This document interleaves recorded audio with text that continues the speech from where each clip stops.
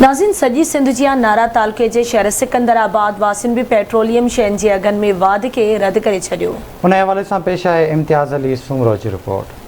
वफ़ाक़ी हुकूमत पारां पेट्रोलियम शयुनि जा अघ वधाइण वारे फ़ैसिले खे नारा तालुक़े जे सिकंदराबाद शहर वासियुनि मुकमल रद्द करे छॾियो आहे। शहरनि जो चवणु आहे त पेट्रोलियम शयुनि जा अघ वधाए ग़रीब आवाम खां जीअण जो हक़ खसियो वियो आहे। उन सिलसिले में शहरनि आवाज़ टीवी न्यूज़ सां वीचार वंडींदे चयो त असां विचोले तबके जा माण्हू आहियूं, असां ई परेशान आहियूं त असांखां हेठियां तबके वारा माण्हू अलाए केतिरो परेशान हूंदा।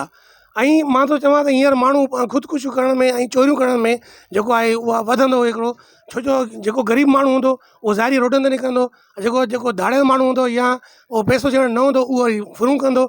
सो असां इहो चवंदा खाधे पीते जूं शयूं जेके आहिनि उहे सस्तियूं कयूं वञनि। पेट्रोल बाबा हिन वक़्तु हाई लॻो पियो आहे रेट सफ़ा, हिन वक़्तु भराए नथा सघूं। हुकूमत सां इहो अपील था कयूं त सस्ता बि कयो वञे, रिलीफ ॾेई वञे पेट्रोल में।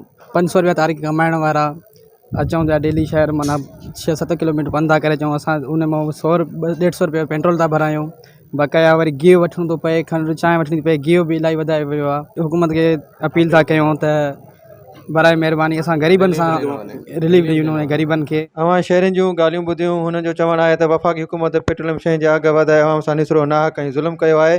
हुननि घुर कई आहे त फौरी तौर पेट्रोलियम शयुनि जा अघ घटाए अवाम खे परेशानी खां बचाए वञे। कैमरामैन टीम सां गॾु इम्तियाज़ सूमरो, आवाज़ टीवी न्यूज़, सिकंदराबाद।